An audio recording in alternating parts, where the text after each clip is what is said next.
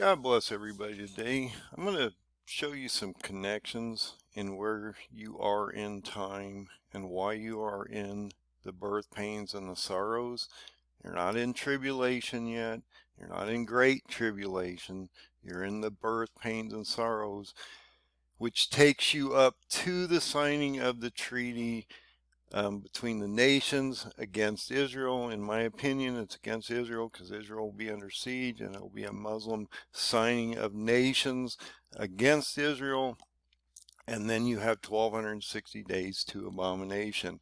That period between the signing of the treaty and abomination of desolation is tribulation. Once Antichrist is on the Temple Mount, on God's seat, and proclaims himself to be God, then that turns into great tribulation. And then, of course, he overthrows the two witnesses. They lay in the street for 3.5 days. They then rise, and God then clearly tells us the story is about over at that point. But I want to show you why, and I've been wanting to do this study for a while, and I haven't done a study for a while on some of this, why you're in the birth pains and sorrows, and why this is just beginning, and that the next almost 4 years are going to start to evolve into something that's pretty horrific on the ground. And so you need to understand what you're walking into, the storm that you're moving into, that you need to be preparing your oil for, because you're going to be here for this one until the seventh trumpet. It's, in my opinion, and I will show you on the paradigm as we move forward, is on October 2nd of 27 during the fall feast, during the Feast of Trumpets. That is a sabbatical Saturday. That would be a day the East Gate could be open. That would be a potential day that the Lord can come through. And yes, we do not know the day or the hour exactly that the Lord will come back, but we do know through the Jewish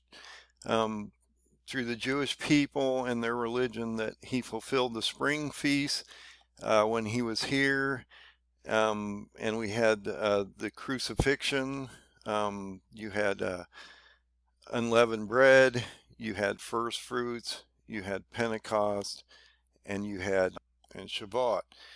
But then he'll fulfill the fall feast when he comes back. Even the Jews believe this. And so we must look at this and understand what this means. And so when he fulfills the fall feast, when he comes back, that will be during a September, October area, and that's why you look to the fall feast of 27, because you're talking about the strong generational end is in May 14th of 2028.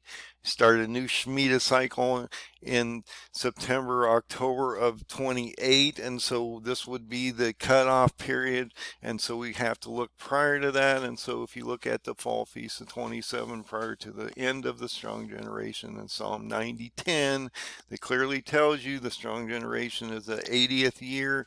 That is May 14th of 1948 to May 14th of 2028. And so we should look at the fall feast of 27.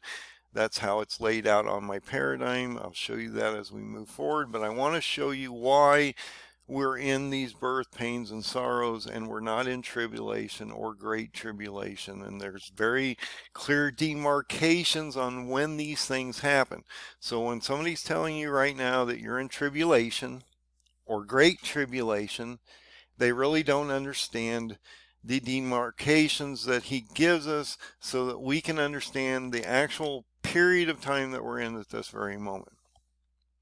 So I want to go over some things here, because the prophets told you where you are if you know how to go through them systematically and see where you are, and how they were all basically talking about the same thing, because they don't contradict each other.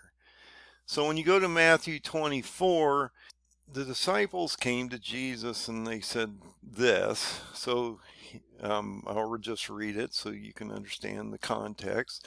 And as he sat upon the Mount of Olives, the disciples came unto him privately. We're talking about Jesus. They come to Jesus. They ask him these questions that are going to come up, and they're going to be repeated in other prophets, as you're going to see here.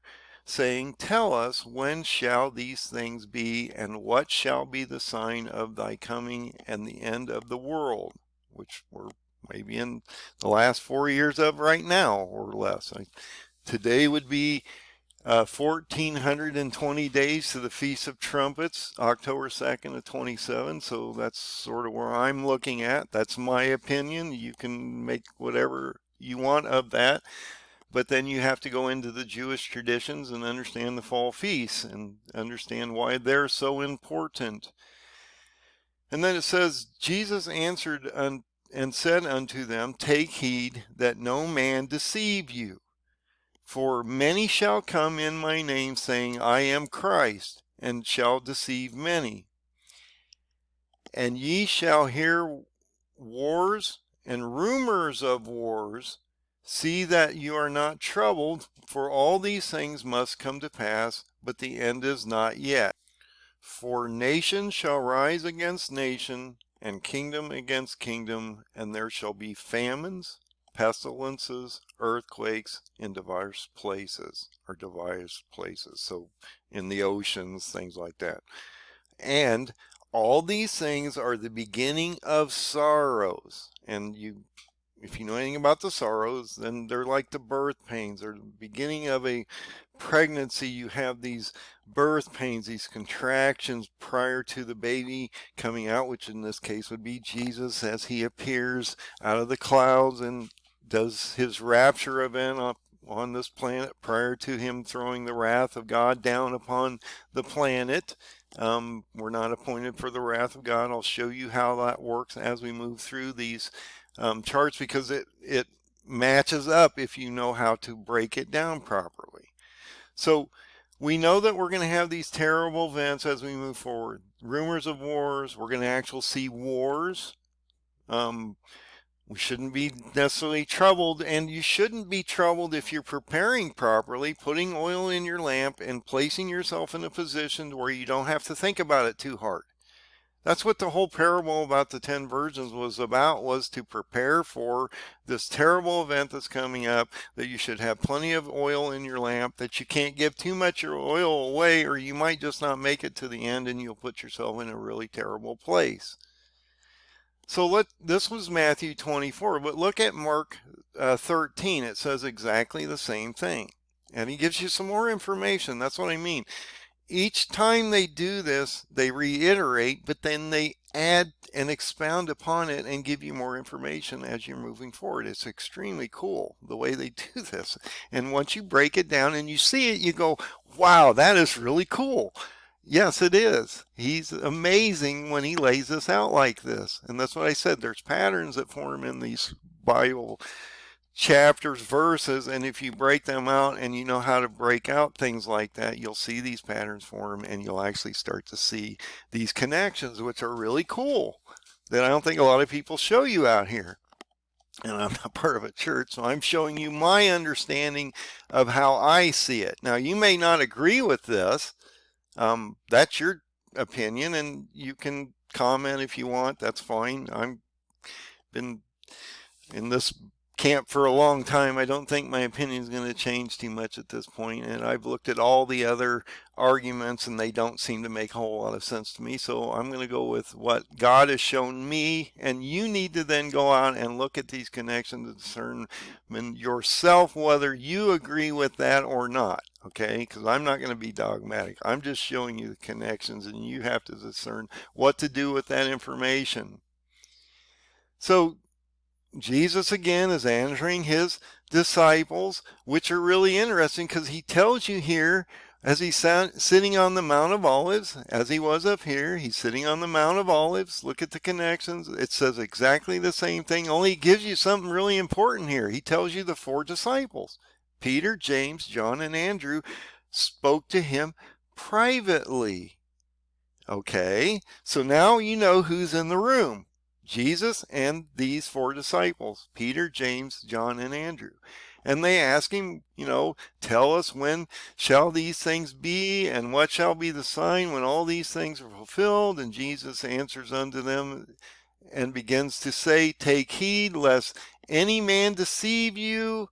He doesn't want you to be deceived and somebody saying you're in tribulation now, you're in great tribulation. You need to understand the demarcations that are in front of you, that you're in the very beginning of this. This is going to get really bad, and we're not at the wrath of God or that bowl phase, and so you're going to go through this, and I'm going to show you how this works. So follow me here.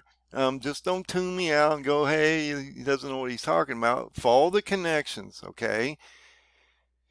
And so when he says the same thing, we see rumors of wars and not be troubled, because you should have your oil in your lamp. And you see, kingdoms against kingdoms and earthquakes in diverse or divers places, and that will be famine and trouble. And these are the beginning of the sorrows and birth pains.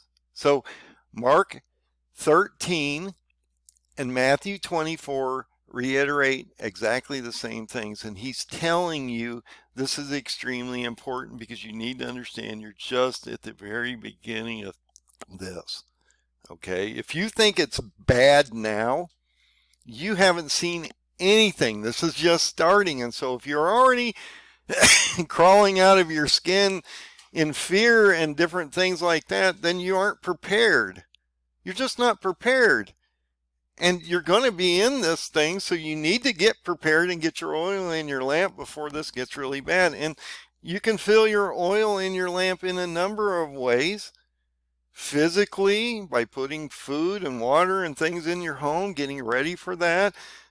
making sure you have things like hygiene products for your families, vitamins, warmth, ways to generate power. Make sure you know how to clean your water, filtration through water, and how to deal with harvesting foods and things like that, so you can keep calories in your pantry so that you can stay alive through this and not have to go out into the madness. What this is about is protection of your family as well as protection of your soul. As the world breaks down, people are just going to lose it, because they're going to lose everything in the process, and they're not going to have anything. They're going to have food, and they're going to have to make terrible decisions. They're going to have to figure out what to do on the fly, and they haven't done anything to get ready, so they're just going to be in a terrible place. And then they're going to want your stuff or you to help them, and you're going to look at them and go, I tried to tell you, but you wouldn't listen to me at that point. You're either going to be taken away, or you weren't going to have to deal with it, or whatever. He's not telling you that, okay? Realize that you're in the beginning of the sorrows and the birth pains. You need to understand what's going on here. And as you move forward, he's going to tell you why you're in the sorrows and the birth pains and what's going to happen, as I've been explaining to you for some time now, okay? And you can go to Ezekiel 38, and it will tell you, number one, it tells you a lot of stuff, that there's no Rosh here. Wow, that's amazing. So Gog in the land of Magog, which is in Turkey, which is in Meshech and Tubal, all in Turkey, this chief prince or leader, which is a translation issue in the newer Bibles, named Rosh, which is not in this Bible. It's not in the older Bibles. Just get Rosh out of the room. Meshech and Tubal are in Turkey. And as you walk through here, guess what? Persia is the first country listed after this guy from Turkey. Okay, and then you've got the African nations. So you've got to look at this conglomeration of 10 nations, or the 10 toes of clay and iron, that are going to be against Israel soon, as all the Arabs and the Islamic nations are forming against them. And that's going to turn out bad for the Arab nations, because they don't understand what they're doing. There's judgments for these types of actions that they're creating upon themselves. He shows you all these nations are going to be forming into this. And then he comes down here and says something really important that I don't think most people connect. It says, thus saith the Lord God, art thou he whom I spoken of in old times by my servants the prophets of Israel, which prophesied in those days many years that I would bring thee against them? But you have to absorb Iran first, okay? So Daniel 8 has to happen first. Once all these nations absorbed into the 10 nations, then they go against Israel, okay? And then it says something really important. So we're in Ezekiel 38. You go to the bottom in verse 18, it says, "And it shall come to pass at the same time when Gog shall come against the land of Israel, saith the Lord God, that my fury shall come up in my face." The Lord God, okay? So he's talking about Jesus here, in my opinion, okay? And this is different than the wrath of God, which I'm going to show you the differences as we move forward. So this is the beginning of the sorrows. He's talking about, he's had this conversation with his disciples. They're telling us this is the beginning of the sorrows. Now he's talking about the servants that prophesied for Israel, was talking about who this person was, or this group of people that were going to attack Israel at the beginning of this event that's getting ready to happen now. We're in that period right now. We're not in tribulation. There is no signing of a tree. There's no antichrist on the ground. We're not even close. Well, we're within months, maybe. As we move forward in the spring of 24, we'll see how that turns out. And that he's going to send Gog against the land of Israel, and that his fury will come upon his face. And so I say that connects us to Revelation 6, because we're not in tribulation, because tribulation can't happen until the fifth trumpet, and that is the bottomless pit opens. You have the Antichrist and the false prophet rising on the sixth trumpet, and the Lord come back on the seventh trumpet. And you have all that prior to that, which are the seals, which are part of the sorrows and birth pains. And this is what I've been talking about. If you break the book down properly, in the manner that it should be, and I've shown you this on my 117-step chart, that if you read chapters 1 to 6, 8 to 10, 15 to 16, and 20 to 22, it makes a complete story. And it's extremely important, because if you do it that way, and it's chronological when you do it that way, and you can attach each verse to each of these steps because it comes directly out of the Bible, you will then realize that you go through the seals first, then the trumpets, and then the bowls. And that's extremely important, because if you go to Revelation 8, 1 and 2, he gives you a literal statement. And if you're not using this as a literal statement, and you're using this to where you can take seals and move them into trumpets and bowls, then you're not following God's word, because he clearly states something here that's extremely important that most people seem to throw away because it doesn't fit their narrative. And I keep saying the seals are first, trumpets are next, bowls are last, okay? And you're not appointed for the 7 bowls of wrath, and so, or God's wrath in general, and we'll show you that as we move forward. But look at Revelation 8, 1 and 2. It says, "And when he had opened the 7th seal," so all 7 seals are now opened. You're in the birth pains and sorrows still. "There was silence for a half an hour, about a half an hour in heaven." Okay. "And I saw the 7 angels which stood before God, and they were given 7 trumpets." So 7 seals are broken. About a half an hour of silence, which is about 7.5 days if you go with the biblical prophetic calendar of 360 days on the Jewish calendar, and then you break 1,000 years of ours into 1 day of God. It will come out to be about 7.5 days, because it's about a half an hour. And that's what I mean. If you go to an hour of God, it's about 15 days. Okay. But the seals happen first, then you have a trumpet phase. And so this is extremely important that you understand there's a process. So if 8, 1 and 2 is literal in Revelation, and then you can break this out, and that's what I mean. If you go to the end of 6, you have the 6th seal. If you go to Revelation chapter 8, it takes you to what? The 7th seal. What happens? You cut out that vision of the prophecy of the elect, which is chapter 7. And so it's a continual story as you move forward. Then you go through the trumpet phase. Then he drops you out and he has a prophecy about the peoples and nations in Revelation 10:7. He has him eat that scroll. I'm going to show you that as we move forward here. Then he brings him back into the same, after those vision of the nations and people for 4 chapters. He then what? Brings him out of that into 15:1, which is the bull phase. Okay, over here.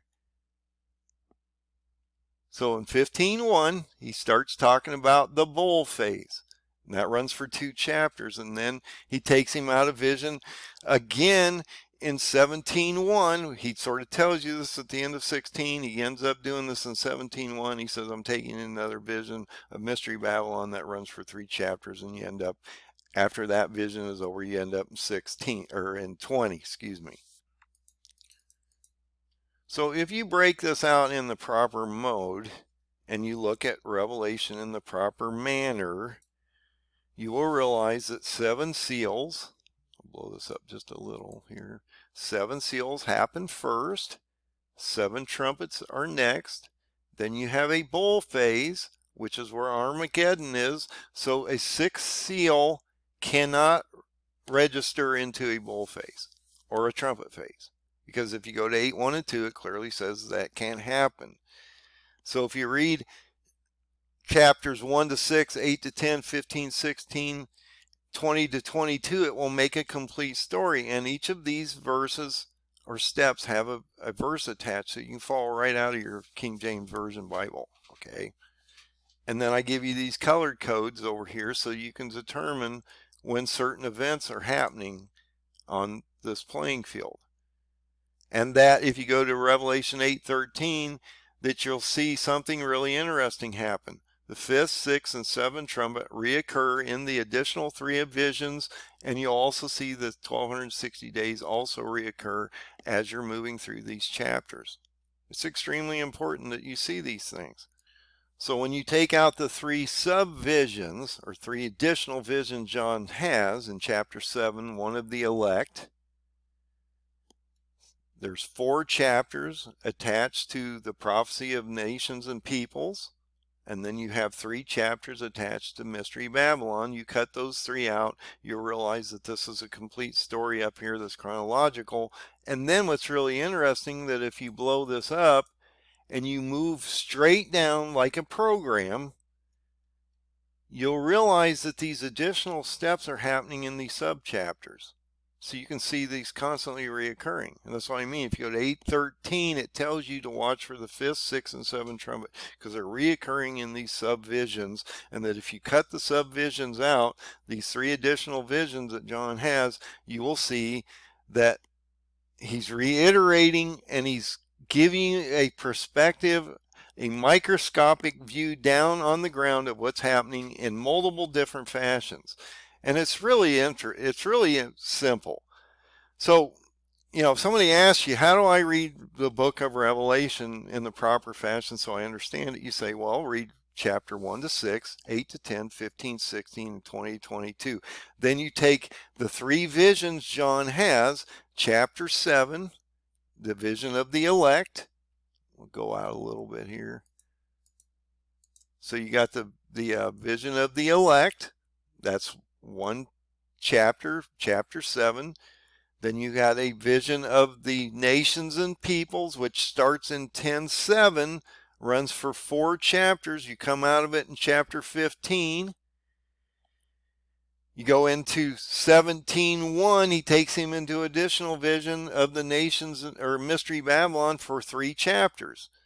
And so it's extremely important. And then you can see all these little stars of all these different events that are occurring that should only occur once up here. Okay? And that's what I mean. You can only have a 1 5th trumpet, 1 6th trumpet, 1 7th trumpet, and he's going to constantly reiterate these 1260 days or 42 months or 3.5 years in these chapters, and so they can't constantly recur. It only happens once, and you will see that. If you go into this chart, you'll see that the 5th, 6th, and 7th trumpet only happen once, and that it's a chronological book as you go forward. So if you use the structure he gives you and you realize there's 3 demarcations within this roadmap, the birth pains and sorrows, tribulation, and great tribulation, then you'll understand that there are certain phases that we have to go through. And right now we are in the birth pains and sorrows as he's indicated. But when you get into Ezekiel 38:17, he's telling you that this war of Gog, Ezekiel 38 and 39, is going to happen prior to tribulation, and that you're going to see Iran fall first before tribulation even starts, and that it's absorbed to begin with. Then he talks about this wrath that comes upon the Lord God, Lord Jesus in this case, because he's talking about the people that he had talked to, the servants. We're talking about Jesus. We're not talking about God here. He's talking about the people that he talked to, these 4 people above here, Peter, James, John, and Andrew.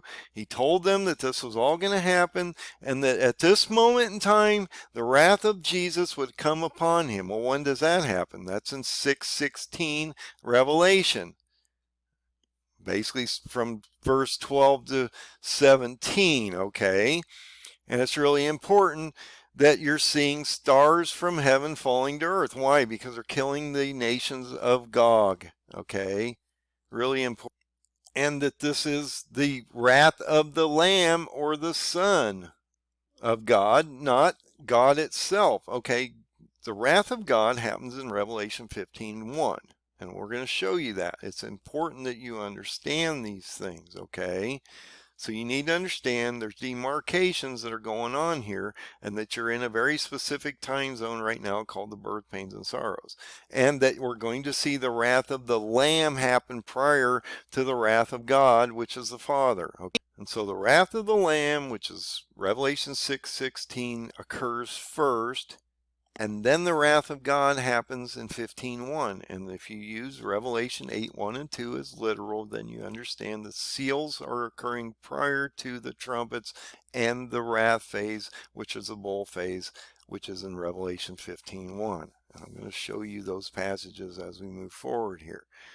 So it's extremely important. And then, like I say, if you go to Revelation 10, this is extremely important that you understand that when you come into this area here, he says something extremely important in Revelation 10:7, okay? And this is extremely important. Nobody really catches this. So he's talking about in the days of the voice of the 7th angel. You're talking about, in this case, we've already gone through the seals, so we're talking about the 7th angel with the 7th trumpet. When he shall begin to sound. Now he's not sounding here.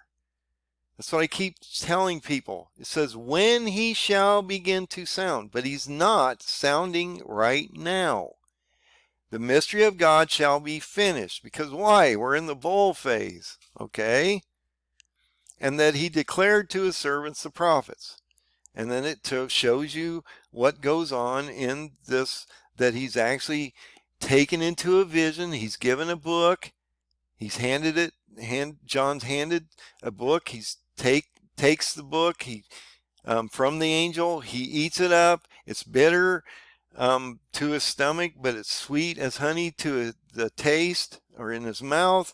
And that he then prophesies against the peoples, nations, and tongues and kings. Why? For 4 chapters. Because he wants you to understand what's going on there. Okay?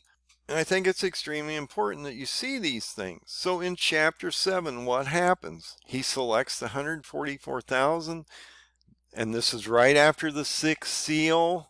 We have that half an hour of silence, and then he breaks the 7th seal, which then takes us into the trumpet phase, because he hands out the 7th trumpet as it's stated in Revelation 8:1 and 2. You get into chapter 7, and this is about the prophecy of the elect. Why? Because he wants you to understand between the 6th and 7th seal, this event's occurring. Okay? And he wants to give you a microscopic view of what's happening on the ground. This is about the elect. The 144,000 that are selected during the seventh, right prior to the seventh seal and that trumpet phase of Antichrist rising on the fifth and sixth trumpet, that he wants to show you what's going to happen to these people and that they're going to perish for their testimony of God, and that most of them won't survive. And then if you go into Daniel 8 and 12 and you talk about the 1335 days, he shortens that second half because they won't survive because they're killing them all. Okay, and at the end of this, he shows their rewards. So you need to understand that he's cutting this chapter out to give you a microscopic view of what happens to the elect. He does the same thing between chapter 10, 7, and 15 as indicated here, because what's happening? Chapter 11. And this is so important that you understand these things, and that's why you're seeing these reoccurring stars about the 5th, 6th, and 7th trumpet, which are up here, and the 1260 days that are constantly reoccurring. What's chapter 11 about? The two witnesses come out right after the signing of the treaty. They prophesy for 1260 days on the Temple Mount, and then they're overcome after abomination. They lay in the street for 3.5 days, and then they're resurrected, and God says clearly, shortly after that, the story's over. That's because he shortens the second half. Interesting how that works. And look at where this rapture event occurs. Okay, and I'm going to get into that in a minute here. Okay, so what's chapter 12 about? Chapter 12 is about the woman with the 12 stars over her head, which is the reformed nation of Israel that's come together in May 14th of 1948. The strong generation ends in May 14th of 28, and so we should be looking at those demarcations. So what you see in chapter 12 is you have this woman. She's clothed in the sun, moon's under her feet. She has a crown of 12 stars on her head, which is the reformed nation of Israel. We've talked about that. May 14th of 1948 to the strong generation of 28, and so there's an 80-year gap there that we should be watching, and so that's why we are possibly in the last 4 years. And she's with child. She hasn't given birth yet. She's paining, so there's you're talking about the birth pains. So she's ready to deliver, but she's not delivered yet, and so she's actually seeing this woman appear, and then after this woman appears, we see a red dragon come down, and this is Satan. Okay, this is Revelation, the 5th trumpet. Okay, 5th trumpet and the 6th trumpet work together here, because the 5th trumpet is the bottomless pit opens. The 6th trumpet, which is also Revelation 13, which we're going to show you here in just a second, is where the two beasts rise, the beast of the earth and the beast of the sea, which is the Antichrist and the false prophet. But they're being controlled by Satan, because when you get into Revelation 12, 6, it talks about the woman is fleeing into the wilderness for the 1260 days that God has prepared for her, which is at Edom in Jordan. And in this case, this remnant, the third of the Jews that actually escaped this judgment that's coming up upon them now, as we get ready to watch the city get sieged, a third of those Jews will be removed, because when God sets his feet, or Jesus sets his feet down on the Mount of Olives, he splits that mountain, and he allows that path or exodus to Eden. And I know a lot of people will disagree with that, but that's my understanding. When the Lord comes down, he sets his feet on the Mount of Olives, he splits this mountain in half, and he creates a pathway to Jordan so that the remnant can be removed for the 1260 days, as it indicates in Revelation 12. And then what does it indicate in verse 7 in chapter 12? Michael, the angel, is fighting against the dragon, Satan. You go into the 5th and 6th trumpet. What's happening there? The 5th trumpet, Satan is being thrown from heaven as a star. He gets the key to the bottomless pit. He opens the bottomless pit and then brings forth, as Isaiah 14 clearly says, an abominable branch, a thing out of this hole, out of this abyss. I keep talking about a resurrected Gog, because Gog is going to be buried and then brought forth as an antichrist, as it indicates here in Isaiah 14, also in Revelation 12 and 13, because when you go into this next chapter, you're going to see what? The beasts of the sea and the beasts of the earth rise in chapter 13. So when you get into chapter 12, Michael's literally standing on the bottomless pit. He's pulling Satan out of heaven at that very moment. Satan will not have a place in heaven anymore. And it tells us, if you go to 8:13, that once he's cast down, woe, woe, woe to the earth, because he'll be among us for 1260 days. So you can look at those things. And that the great dragon, that's this old serpent, is called the devil or Satan, and he's come down to deceive the whole world. But that removal of the third of the Jews that truly believe in Jesus will happen shortly, as we watch 2/3 of these people perish in Jerusalem and Israel from plagues, famine, economic destruction.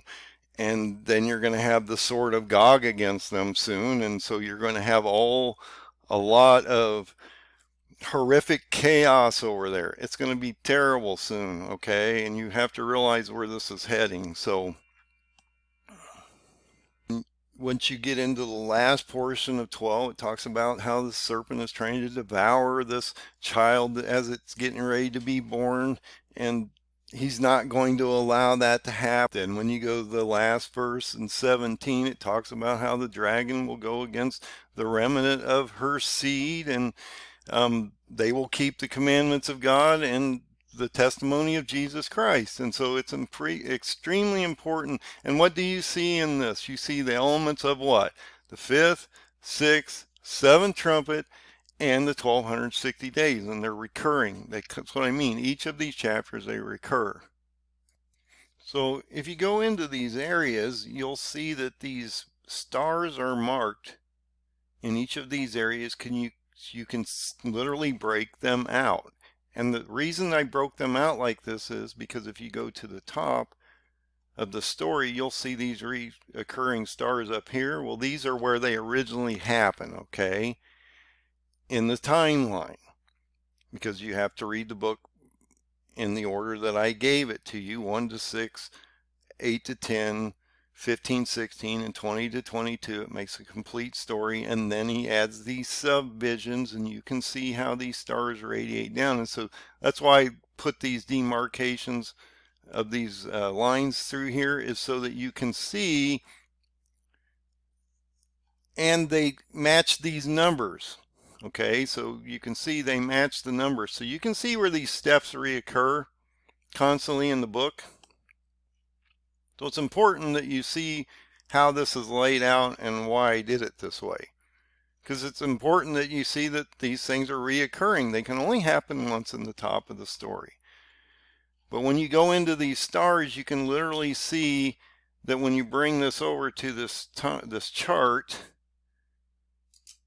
you can see these events that are literally happening on the ground and how they're reoccurring. And the ones that I mainly show you that you really need to be watching are the 5th, 6th, and 7th trumpet and the 1260 days. Because when you go to 8:13, it clearly says that we should watch the last 3 woes, which are attached to the last 3 trumpets. So that's really important. I think that's a warning that he gave us here. And actually, I built this whole chart off this one verse, because it told me we had reoccurring trumpets and that we should be paying attention to that. And then that broke out the visions.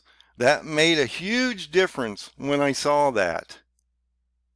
So that sort of gives you a breakout of chapter 12 and how it sort of works with chapter 13. And then we're going to get ready to go into chapter 13 now. So chapter 13 it's all about the 6th trumpet, the rising of the 2 beasts, the beast of the sea and the beast of the earth, which is the Antichrist and the false prophet.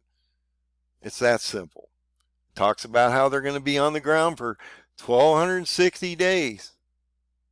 But the elect are going to be selected first, and then we're going to have a rapture shortly after that. What do you go to 14? This is about right at the end of 14, we see the people from Great Tribulation taken up and they stand before God.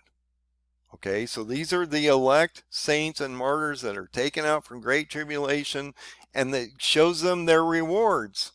Okay, so that's what chapter 14 is about. He doesn't need to explain that to you up here. He wants to give you the main storyline, and then he wants to give you these subvisions below here so you can see what's going on. And then you have what? Between chapter 16 and 20, you have the vision of Mystery Babylon, which runs for 3 chapters, and you can see those 3 chapters here. So I cut them out for a reason, okay? And then if you come back up and look at the main storyline, it makes sense because it's a chronological book. You read chapter 1 to 6, 8 to 10, 7, basically goes into that next vision. We have a vision between 6 and 8. We have a vision between 10, 7, and 15. And you have a vision between 17, 1, and 20. Okay? It's really simple to actually understand the book of Revelation if you break it out and use it by verse. Okay? And each of these steps has a verse attached to them. You can go right through your Bible to the end of the story if you read the book as I've indicated here. It's real simple. Okay, so once you understand these 3 visions and how to cut them out and then make the book of Revelation or those 22 chapters chronological, you actually cut 8 chapters out. You have chapter 7, the vision of the elect, 11 through 14, the vision of the nations and peoples, and then you have 3 chapters, 17 through 19, the vision of Mystery Babylon. You cut them out, it makes a complete story. But then when you get into Revelation 15, 1 and 2, this is your rapture event. So when he blows that 7th trumpet in 15, 1 and 2, because he hands out the last plagues or the 7 bowls, and so the 7th trumpet is being blown at this very moment when it wasn't blown up here. He doesn't sound it here, but he tells you the mystery of God will be finished when it does sound. And he declared this to the prophets. And so when you go into 15, 1 and 2, it says something really interesting. And I saw another sign in heaven, great and marvelous. 7 angels having the last 7 plagues, for in them is filled up with the wrath of God, which is the Father, not the Son, which is the wrath of God, is Revelation 15. Basically 2 chapters, 15 and 16.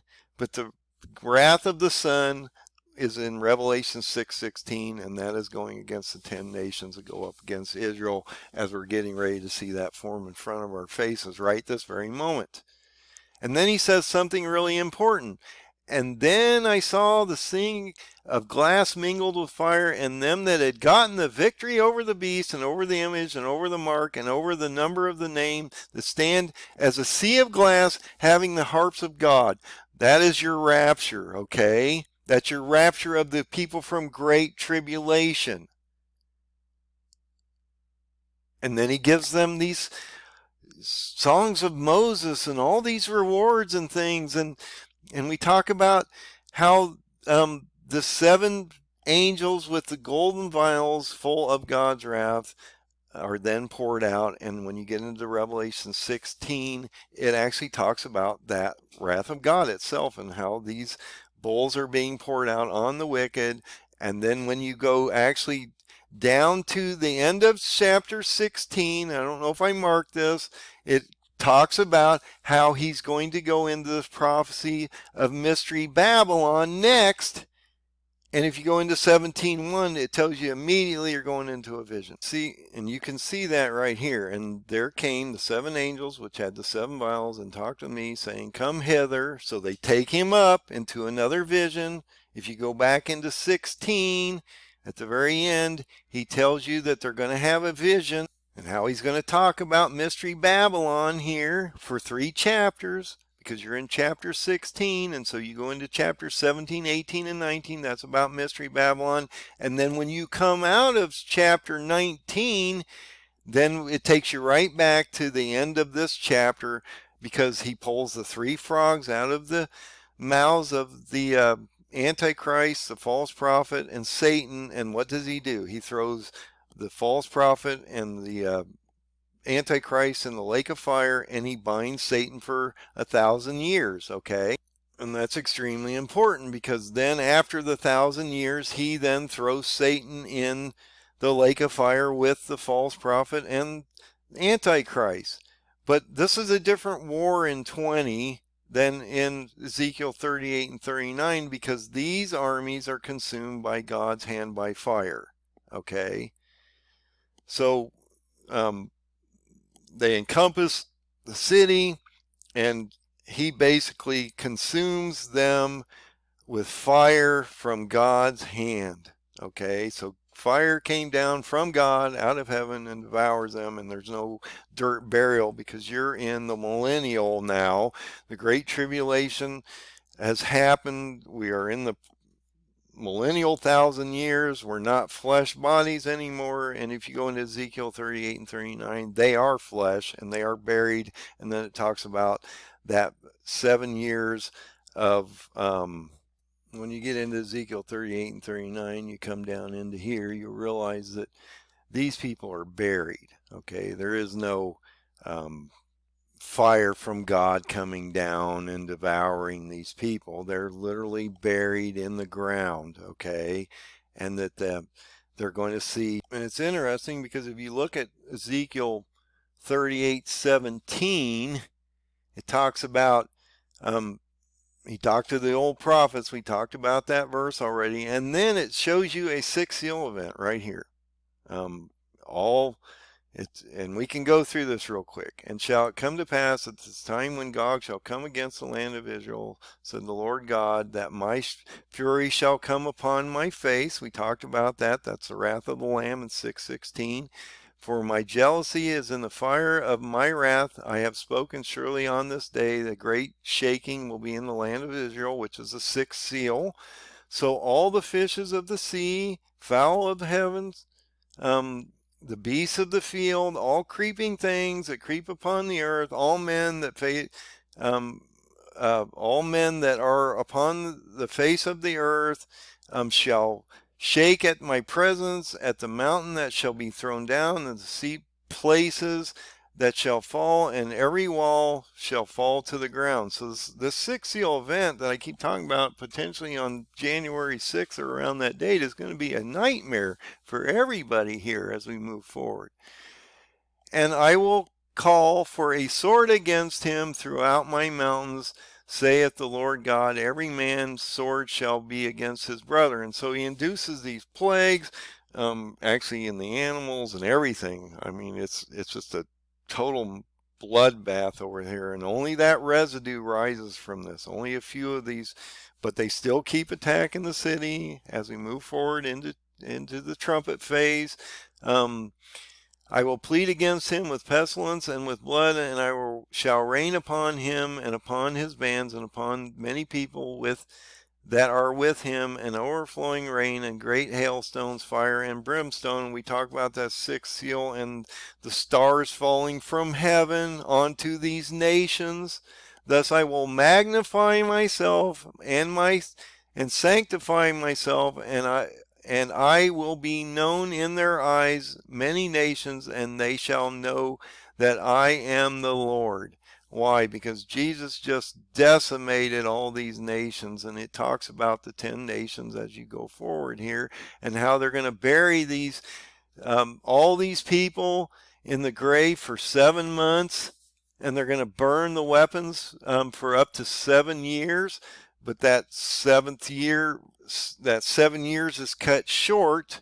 Now, look, they sign a treaty for up to 7 years. It doesn't mean it has to play out for 7 years. It just says they sign a treaty.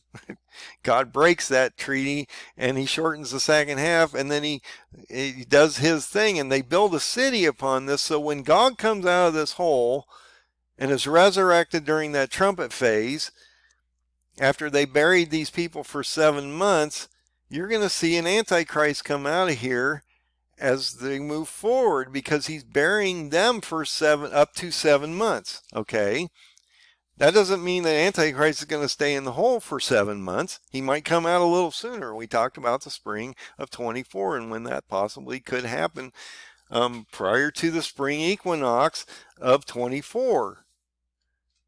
So it's important that you understand how these connections work together, at least how I see these connections work together. You may not agree with them. They build a city on top of this, so it will be televised when Antichrist comes out of the ground. You're going to see this event happen. The world's going to freak out over it. I'll guarantee it. So I wanted to show you all these different connections because I think it's extremely important that you see them. And so I have these demarcations on this chart for a reason, the paradigm. Okay, the sorrows and birth pains run all the way to the signing of the treaty, or the 7-year treaty, which is broken, shortened. Then you have 1260 days from the signing of the treaty to abomination of desolation, which is your tribulation period. He tells you tribulation is 1260 days. The lawless man gets 42 months, 1260 days. Then he stands upon God's throne and commits the worst possible act. He commits and says that he is God on God's temple himself. Okay, Antichrist is doing this, okay? And that then starts your abomination of desolation. Your 2 witnesses then perish. They are resurrected. He shortens the second half, or the elect would not survive. Then you get to the Feast of Trumpets. It's amazing how all these line up, okay, with all these different dates and how they follow the Jewish calendars, and that you're still in this generation of the strong generation prior to the ending here. And that right now you have about 1200 or 1420 days because you're right in this area here, okay, to the Feast of Trumpets. So that's what that number's from. I keep throwing out that number 1420 days as I'm doing my countdown. That's what we're at today. That is from October 2nd of 27 during the Feast of Trumpets, which I believe is the rapture period or time, which is in Revelation 15, 1 and 2, based on how I've broken the book down, and that is 1420 days to today, which is around in here. So you know where we're at in this chart. You're getting ready to watch Ezekiel 38 and 39 form and Daniel 8 complete soon, as Turkey's getting ready to walk into this war and drive those Kurds to join Iran, and then they're going to fall. Then you're going to see a Persia absorbed into Ezekiel 38 and 39, and you're going to watch literally a 10-nation siege on Jerusalem before or around December 22nd of 23, as I've indicated on this chart. And you can go in here and look at this a little closer. I'll bring this up real quick. So we're in October 9th. We had that attack right around this time of Hamas. On October 7th, Israel retaliated. You're moving into December 22nd with a full siege on Jerusalem with 10 full nations. And then you get into January 6th. We have a potential 6th seal event, which we just talked about that. The destruction of Gog and his armies here prior to a beast kingdom rising, which would then be the conclusion of the 7th kingdom or the Ottoman Empire, because when the 6th seal breaks these 10 nations, the Ottoman Empire will die. And that is the wound that will come back as the beast, because Gog will be resurrected into a supernatural being called Antichrist. And that will happen prior to, I believe, in my opinion, March 20th of 24, which is the spring equinox, which would then force Antichrist to shut the continual burnt offerings down 30 days prior to the signing of the treaty on April 20th, which is Hitler's birthday based on my chart. If you go back over 1260 days, that takes you abomination. You shorten the second half to 1335 days. That takes you to the Feast of Trumpets, October 2nd of 27. You may not agree with all this. You may not agree with any of it. I'm just telling you, this is how I look at it, and you can discern in your own opinion whether or not this is going to play out like this. But right now, you're in this area here, and you're moving into a potential antichrist by spring of 24. And so that's extremely important that you understand that you are now in the sorrows and birth pains, leading into a potential signing of the treaty around April 20th of 24, which would then take you into tribulation. Once that treaty's signed between the nations against Israel, they're Muslim nations signing a treaty, okay? The world is going to go against Israel, okay? Once that treaty's signed, then you are in tribulation until Antichrist stands upon the Temple Mount and says he is God, okay? Then you go into Great Tribulation, and that's when those two witnesses perish, as it shows you in chapter 11. So I think once you see all this and you start to put the connections together, you'll start to go, wow, I realize where I'm at. Maybe I really need to put some oil in my lamp as we move forward into potentially December 22nd to January 6th, and you'll see it play out. I mean, you'll know in the next month or two whether this is going to happen or not, and I'll either be right or wrong. I don't know. I'm watching it play out based on what I've shown you so far. So until that changes, I'm going to go with this paradigm seems to be right at this point. And my analytic information that I've given you seems to be accurate at this time in our lives, right this very moment. Okay. That may change as we move forward into December 22nd, because that is my next demarcation on this chart that tells me what's coming up next, which is 10 Tibet and a total siege on Jerusalem by December 22nd of 23. We will see how that turns out as we move forward. So God bless everybody. I wanted to put these connections together because I want you to understand you're in the sorrows and birth pains. You're not in tribulation. You're not in great tribulation yet.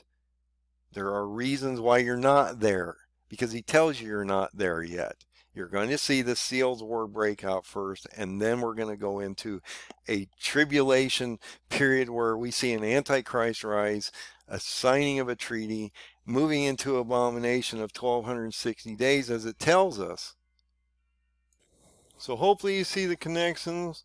Find the open door, find Jesus, put some oil in your lamp as quick as possible, and get ready for the popcorn and the 3D glasses, because this one is getting ready to get interesting, folks. God bless. Have a great night.